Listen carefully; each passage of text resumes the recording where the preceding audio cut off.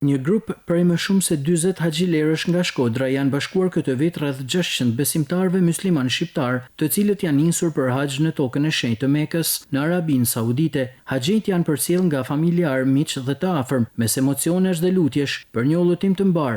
Besimtarët shprehen emocionet e tyre për këtë pelegrinazh të rëndësishëm fetar, i cili konsiderohet një nga shtyllat kryesore të fesë islame. Një emocion i papërshkruar, inshallah ja bën Zoti risk gjithkujt me shku në atë vend. Inshallah tonë shkojnë në atë vend. I lutem për tonë, për deknit tonë e për gjallëit tonë e për tonë. Kam kanë edhe një herë për umër vizit para 10 viteve, ndërsa për haxh është për shkrim tjetër. Shkodra gjithmonë e tregon veten.